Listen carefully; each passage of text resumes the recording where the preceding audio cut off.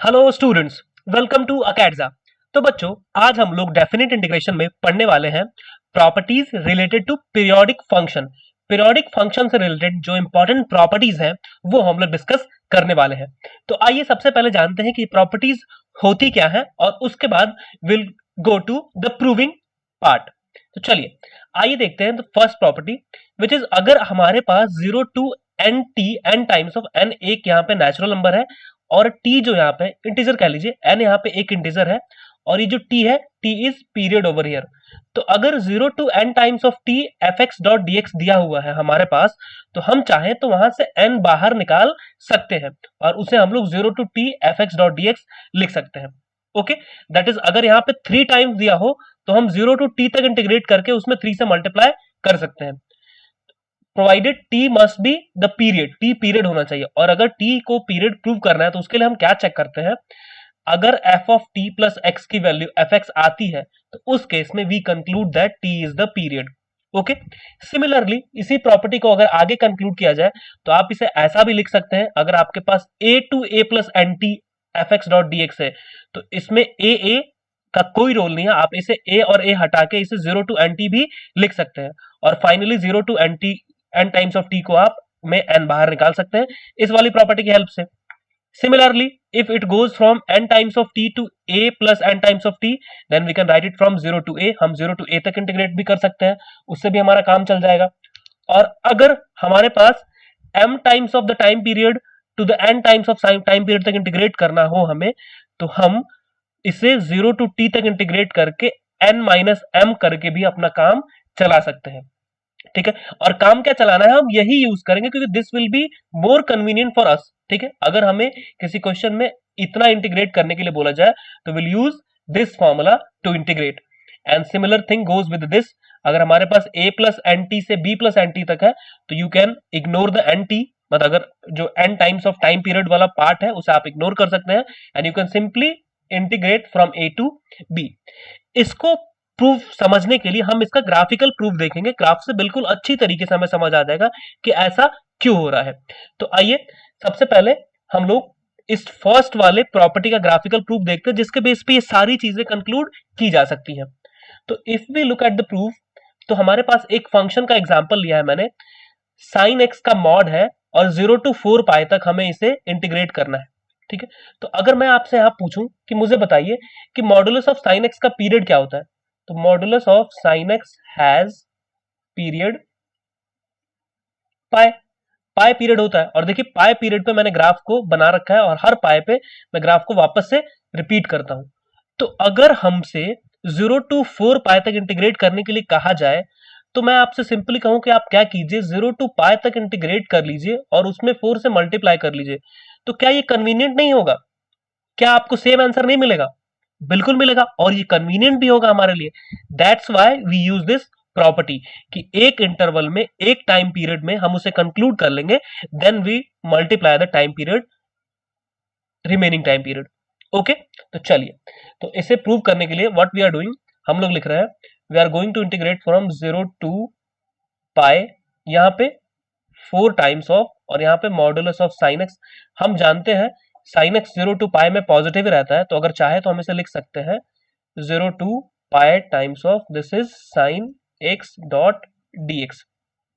अब आप बताइए, साइन एक्स का इंटीग्रेशन तो हमने पढ़ ही रखा है, this is minus cos x,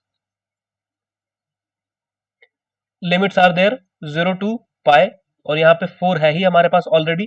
तो अगर अभी यहाँ पे लिमिट पुट करते हैं तो यहाँ पे मैं 4 रहने देता हूं और मैं यहाँ पे लिमिट पुट करता हूं, this is minus of cos pi and this is minus minus plus of cos 0। आप बताइए, 4 तो 4 रहेगा, कॉस पाई की वैल्यू हम जानते हैं -1, तो minus minus this will B +1।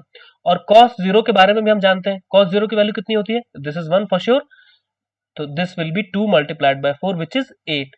तो इस तरीके से हम ऐसे क्वेश्चन सॉल्व करते हैं। और क्यों हम लोग टाइम पीरियड अगर n टाइम्स हो तो आप उस पूरे के इंटीग्रेशन में n से क्यों मल्टीप्लाई करते हैं, we can see that easily from this figure. Hope आपको अच्छे से समझ आया होगा। चलिए, ऐसे ही अगर दूसरी प्रॉपर्टी आप देखना चाहें तो दूसरी प्रॉपर्टी देखिए, अगर आपको एन टी से a प्लस एन टी तक इंटीग्रेट करने के लिए दिया गया हो और मैं कहता हूं उसे आप 0 टू a तक इंटीग्रेट कीजिए, तो ये दोनों सेम कैसे हैं? आइए, सपोज मैं कहता हूं कि मुझे यहां से 2 पाई से 2 पाई से मुझे 2 पाई प्लस ए तक इंटीग्रेट करने के लिए बोला गया, 2 पाई से 2 पाई प्लस ए तक, और उसे मैं कह रहा हूं कि ये इंटीग्रेट ना करके आप इसे 0 से ए तक इंटीग्रेट कर लीजिए। तो क्या आपको लगता है कि we will get the same area? देखिए बिल्कुल सेम है, सेम एरिया ही हम फाइंड आउट करते हैं, क्योंकि the function is repetitive, periodic है, ये खुद को रिपीट करता है बार बार, that's why we are doing this.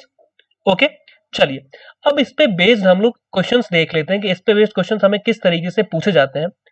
पहला क्वेश्चन कुछ इस तरीके का है, कहता है कि we have 0 to 1000 e raise to the power x minus box x dot dx। तो अगर इसे हमें इंटीग्रेट करना हो तो मैं आपसे पूछूंगा कि क्या आपको x माइनस बॉक्स x को लिखना आता है? तो बिल्कुल, इसे हम फ्रैक्शनल पार्ट ऑफ x लिख सकते हैं, और यहां पे हमारे पास dx बगल में रहेगा, and this is 0 to 1000। Do you know the period of this function box x का?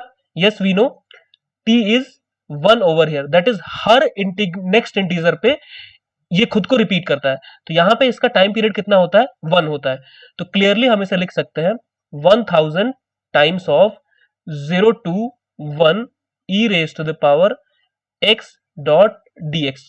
ओके, अब e raise to the power x का इंटीग्रेशन तो हम जानते ही हैं, 1000 यहां पे बाहर ही रहेगा, e raised to the power x का integral is e raised to the power x and the limits are from 0 to 1।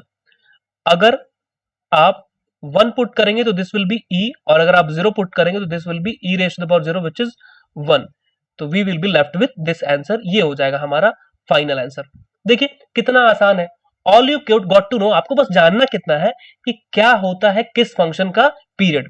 अगर आपको पीरियड मालूम है और पीरियड के n टाइम्स में, पीरियड के n मल्टीपल में हमें क्वेश्चन दिया हुआ है, तो हम उसे उस तरीके से कंक्लूड कर सकते हैं। चलिए नेक्स्ट क्वेश्चन पे की बात करते हैं, और ये बिल्कुल हमने जिस एग्जांपल से इसको समझाया है उसकी तरह ही है। तो मैं चाहूंगा इस क्वेश्चन को आप खुद से अटेम्प्ट करें, उसके लिए स्क्रीन पॉज करें और एक बार खुद से सॉल्व करने की कोशिश करें। होप आपने क्वेश्चन को ट्राई किया होगा सॉल्व करने का। चलिए अब देखते हैं कि इसे सॉल्व हम लोग कैसे करेंगे। तो हमें मालूम है कि इसका भी पीरियड कितना है? पाई है, तो हम इसे लिख सकते हैं 4 times of 0 to pi modulus of cos x dot dx। अब साइन के साथ क्या था कि साइन 0 से पाई में हमेशा पॉजिटिव रहता है, लेकिन ये आधे टाइम पॉजिटिव रहता है, आधे टाइम नेगेटिव रहता है। तो we will split into 2 parts, इसको 2 पार्ट में चेंज कर लेंगे, that is this is 0 to pi by 2 cos x dot dx। अब पाई बाय 2 के बाद cos नेगेटिव हो जाता है, तो मैं माइनस ऑफ लिख लेता हूं, pi by 2 to pi, this is cos x dot dx। अब बताइए अभी हम लोग क्या कर सकते हैं? हम लोग इसे इंटीग्रेट करेंगे। We know the integration of cos x, cos x का integration is simply sin x and the limits are there 0 to pi by 2 minus, फिर से this will be sin x and the limits are there which are pi by 2 to pi. Now we have to only put the values, हमें बस values put करनी है। तो यहाँ पे 4 times of, ये अगला दूसरा ब्रैकेट यूज कर लेते हैं क्योंकि सिमिलर ब्रैकेट्स में थोड़ी सी कंफ्यूजन के चांसेस रहते हैं। तो यहां पे आप पाई बाय 2 पुट करेंगे तो यू विल गेट 1 और माइनस 0, यहां पे माइनस है, मैं पाई पुट करूंगा तो this is 0 and this will be minus 1। तो what we are left with? We are left with only 4 times of 1 plus 1, तो this is 4 times of 1 plus 1, तो hence we will get our answer which is 8।